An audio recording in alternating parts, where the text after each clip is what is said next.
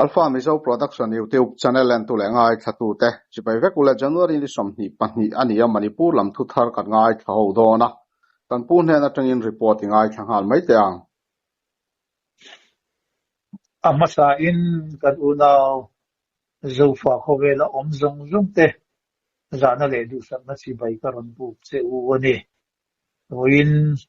ni lai ni January ni somni pani samni somni panga dar thum le achan vevel adia Manipur Gaw report kan hian thi ang te report kan ron pe don ani amasa in kampu pi sai bol lama kan trananga sai bol lama new ho duty te khatu sing hian under duty renga meite nu ho sarang nu ho khachu an om to lowa an kir le to ani helai sai bul huna hian 112 battalion sa som pati battalion CRPF te an duty a tichuan anni rual hianin BSF te po platoon khat an omani ti kha amuna omte atanga chanchin kan lo khiata ania tin chu lawa chuan hei khamen lo khopi bung ai gezang kanti khamen lo lar ve em kan lo soi thin the battle of khamen lo kantia in the unarak nak tak me ti te ne in beina khalai mun kha hei kum si do lai chu purpui ruwa tuin kongte zong kha khatia anan seu ania wangin kong muntam taka alo chetoa chu mai ba ka atim na sata boka wangin khang kong phei zong khatuna hian JCB in an nortira hey song lam khamen lo ka lama kan unaw abi takin kan unaw pi tong phong ho tha do tong phong ho an ni a an ni ho son an har sat siete min ron khila in the again kan unaw zo fa te khan min ron kan pui te u hey kan buai nen kan kong te po sia ma tu nen hey kan be ya dong ani te an ron tia hey in khongai na an ron dil mol ani ti kha ngai sa tu ten min lo hiat pui turin ka han soi tu a in chu lo wa chuan hey Manipura zofa tam rang le trong rang bang te hi a in rem lo chuti takin kan om lo wa ei kan village volunteer ho ni se mun tina hianin an duty a henga hianin nam rang te po tuna kang vaya te in helam lang za lam ni se e tuiring lam ni se nam rang te pon duty ani maro che heng muna te hianin aku kia mara pai te tu po ni se in ngei dialin an duty an mutanga an eitanga an insanga kuwa nin se azila nin zuk bana sutiam chuanin in rem takin kan volunteer te hi an omani hey in rem na hi ami puite jinga hi chuanin chutia kan thak chom na em hi a om lowa amaro chu ho tu lam hi thu hi kan in mu thei lo thi hi Nigeria nin alanga chung te chu ka report bel ni se ti chuan hei more border pillar number 79 hemi hi more khopui chung naite ania khopui chung ania helai buna pangal ho veng kan ti a hian kanglei pa communist party sorepa meti ram noi ni pali man ania an hing te chu pakhat na a leisang thin sumorjit singh kum som thum pali pebam ngale bam singh ani kum som pariat laisram nelson singh kum som hi patni ning thojam milen meite ani hi kum som hi le panga ani heng meite ho security force te ne na anin man tir chi thin na chan po hi thil dang ni lovin an manin more atanga imphal an han pan na tur hian kong laka an hau thon thi na wang hianin security force te anin mantir phota ta chuan security force te hovin an chung chang thu an han rela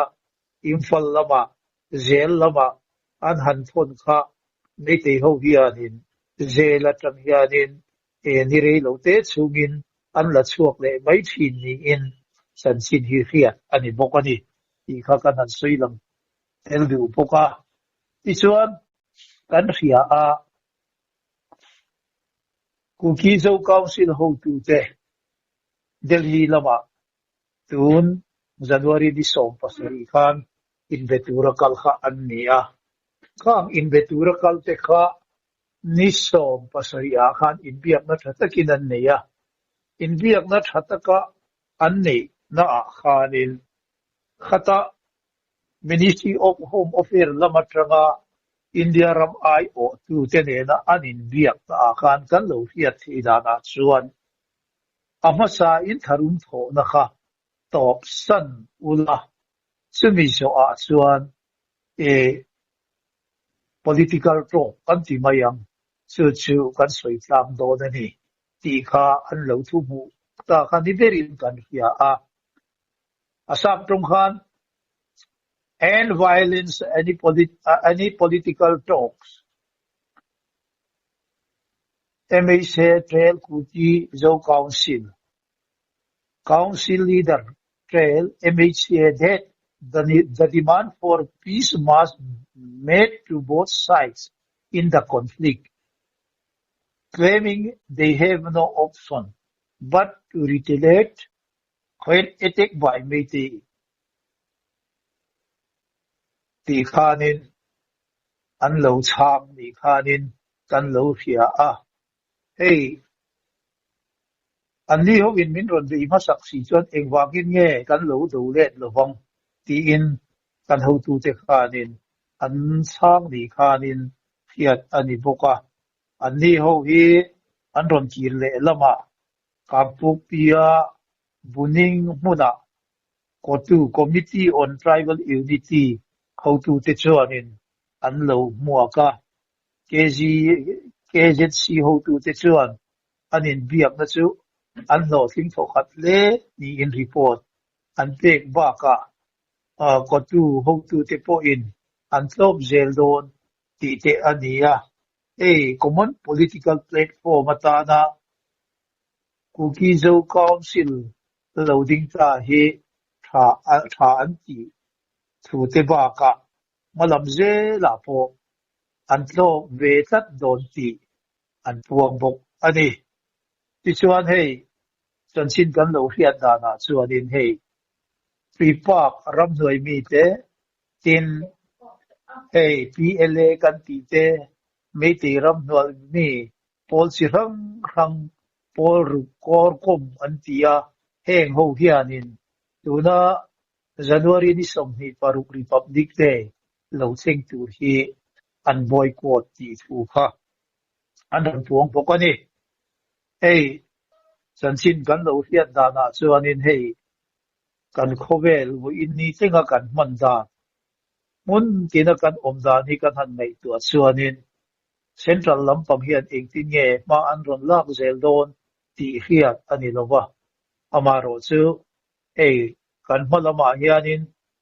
sople chila in ka na sathak po alaron sing thut mai theiani ti te po hi e thil omda na tang hianin a hiat theiani ti te kha voina ta na sanchin kan ron puan thei te ania more lama me ti ram noi bi ho pangal ho khwa to na sertan ho kan ti na khwa a hianin an bi ru thi da ni ti hiat hi ania wangin more ko puichunga kan village volunteer te ho po khanin heng more ko puya sertan ho ti mayang pangal muslim ho omna te hi an lo check kha apoi mo ne ani ti te po kha kan han soi bel ni se atha ange mun ram khanga more te no pol kan ti vel le mun ram khanga lamka churasan purvel kam akam vai ko sa bung ti vela tu na ri hi chuanin report ground report tek tur hi eng te vak ma om lo ani ti kha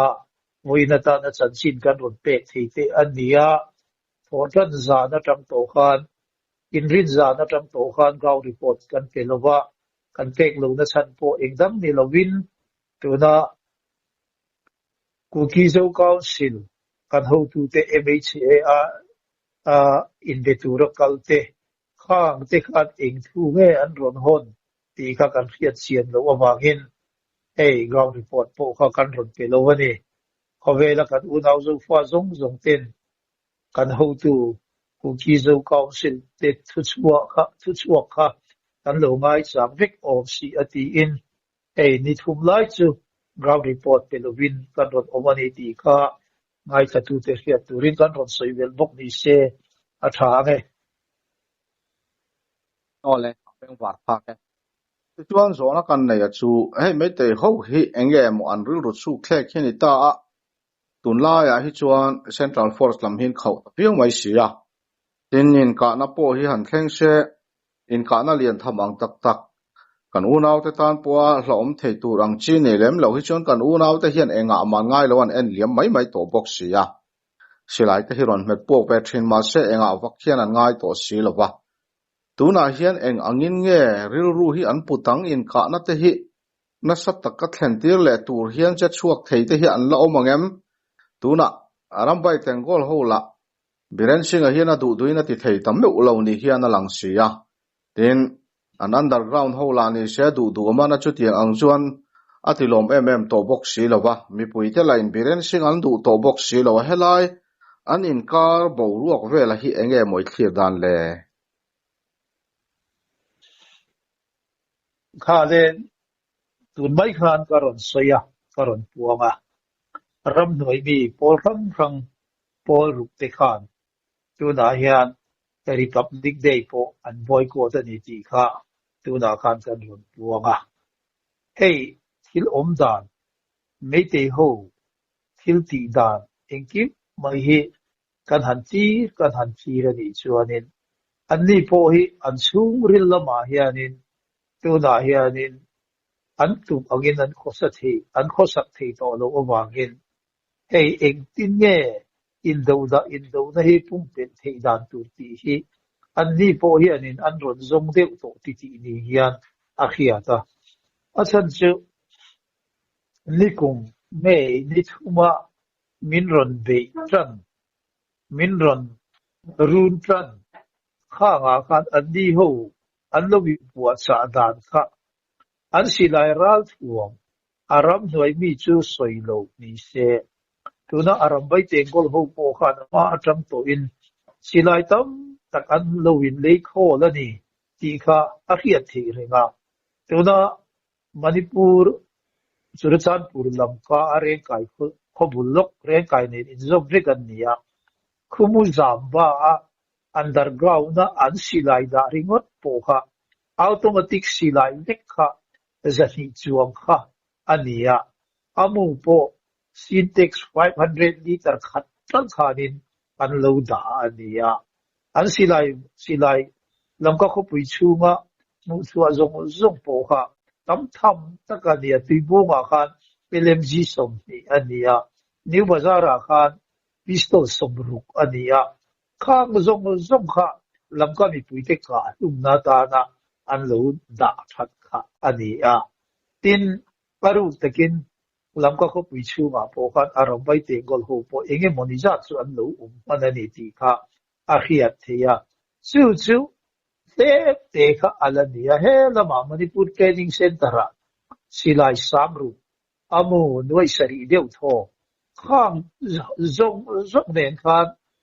khatia ke ni ho Manipura zofa te ho zong kha atam thei am berka tu ti kha ania anlo learning dana ke chuanin tuna Manipura tan chuanin Surachanpur lamka he zofa te kan khopui lian ber ania emia anlo program dana kha chuanin sakle tam chim le mara kan kong thuam kha nga kan LMG panga thewa lo ambu sa ami pui ron kal zong kha dim bak sak lawak ka vek tu he lama sing at lam kong tu na e yan hathal kon pui thing kang phai lam kong so nga so nin LMG panga ti pai muk rot lama LMG panga tin he ta sugunu rot kan ti sai kon wal pokot lama so LMG panga tin te dim rot imphal lam moi rang lam konga so LMG panga khanga ambus tia a khopui chu kha tuda AK te M16 te SLR te pistol te khanga ami pui kha atam thi ang berak ka a khata tlan che ho zong zong ami pui kha elama chu po chu kan ni pui ni Christmas ni ya min be tum kha an ni ya ma se ei thil kal da na han in wang wang ani chu ani ni rei lo te I'm sorry ni rei lo te ni thum chu ma tha pai vek min tum kha tu na hi chu ani hei sam ni som ni pathum e me ya tanga a kha adia som ni pali a han ral le a tu na hi anin hei January po kan hong ral che to a su ti chung po chu anin an tum anga thil a om thei to lo awang hi anin he nga zong a rem ron ruat tu le hey akai kuang pa ber chu biren singa ania biren sing hi keini hobina amo pu tu bera kan ruat chu ania amaro chu an planning hi biren singa chief minister ani ma tai to atanga mete ho hianin planning hi lo siam ania ama point ka soi to thina e hetia min ron ti an tum hi chu an planning siam hi chu sang khat za kwa som kwa lam dai atanga planning kha zoi zoi ya ron siam so kha an nia sam hi som hi pathum me kha a an ron puak ke kha ania amaro chu ni sina ka soi to ang khan hei kum ti don lai mun tin dai ram tin amin be po in hei an tum ang lok chuanin thil a om to lo wang hianin mete mi pui la hi atuar na sa ve hi ani a keini a ain an tuar na sa zoka central sarkar lo matranga mi puite tran pui na turwan kal zong zong la hi amete biren singa le BJP MLA le an ho tu te hianin heti hian mi pui ne na po ting lo win a poisa la hi an ni in hai wu nan le atam zo dai soma parian vel hi chu an huk bit ang thuki ania soma pati vel hi pui chen he ni a cheng pha ang sawania hetia an ni po heti an boy ta ga chuanin an zir lai ten nia an thalai ten nia tuna hianin rui thi lampanga la chuanin an huam tau tu an tam tu an hei chia te la chu hei nulat sangwal na lama ano chi zuat thinghian an pum tu hei an unau te hei maktak mayan nia an unau te arambai te ngol le a me te li pun le ram noi mi atanga a kal ho la chu an nawan kal san khanin khati khanin ni lo pui khanan lo ti le a khati ang kha an ni to awang hianin tu na hian me te mi pui ho hi chu e an du to lo wa engtin nge rem na om thei le ang engtin nge manipur hi ama anga tam om taka pangai taka a om thiam ti hi mi pui za zela 90% hi chuanin heng lampang nun kong hi zo an du to a amaro chu an du dan hi zongin thil hi tu na zong akal thei to lo wani chu wang chuanin an kara mi pui te kara hianin ako komini se akor kom kan ti te ni se mera pai bi ni se a MLA ni se atu apo ni se a in nge la hian om to lo wa me te ho hi tu na hian an chang chang tak thei lo wa arambai te gol ho ji ga po hianin hei anin nge to vak lo wa ni ti te po hi hiat thei na turin a oma tuna se wai lama an ho tu pa ber PRO a anda an sekhenin command kan ti mayanga Robin Singh Khowai rak pa mason aron soya khanin hei arambai te gol ho ji ga po tianga thil dik lo taka poisa ba khon lui te rui thei thil ti te ani lo le nulawa sual lui te heti ang hi kan oma wang hianin aning siat na khok maya ama buai kan tir lai fasuanin in thurual takin engkim kan tia felfai takin dik takin kan oma mi pui te po in min ding zowa mei te ni po kha anuam khok mai amaro chu tu na hian zong kan sen dan kan ko sang dan te han en hian mei te ni po hi aza thak moi to ani ti hel khanin athu soi te po kha tu ri na oma chung te chu ani ya tu na hian mei te ho he amaro chu ni china ka soi to ang khanin hey Ministry of Home Affairs chu anin harum chua in be na hi tok san masa ula sumi nu a chuan political dialogue in rem na lampang thu kha kan soi do na ni an han tia hey kan ria thil om da ni hey adam lo ve kan ni ta in hupi lowa dam lo ve kan ni a in ngei lowa in kap ring in that tuma in ve ring kan ni a suti ilaya tharum tho hi ban sanula anua rem na thu kan soyang ti hi chu kong khata ngai tu chuanin thil thei hi ani tak do ne ve ti te kharil ru a oma engpo ni se he lampang chung chang kha chu kan han soi vak lo bonga kan ho tu le kan huai tu te an oma heng lama mala tu chu an ni ho hianin in rem taka ma an run la ka ni chuan in thurual taka ma an run la ka ni chuan mei te ho do le le tu hi chuanin kan volunteer kan pasal tha phone line le ba farzona duty te hi chu englai po hianin an ngamin anin pi rengani ti ero song kan hiat atha ani ti kha min han zo da kha ka cham ki mi mo zong ka helowa ma ro chu ril ru ve zong te ne kha zong khan ka kan cham le che ni o ole abeng war thak a sia tha an zo an in zo pak tu ra hi om tu ma sangin in zo sual te toi sual te hi hlom me maya bo ruak om dana jin thu thar ron ti lan le vat kan tu manga an puina soyang khan news kan han ta lan vak lo chan po thu thar em om lo wang ani ti kha alo soi to ni khatun tuma tan chuan kan du tok do na nga ti chuan thu thar om dana jirin arang lamaron ta lan le kan tum do nia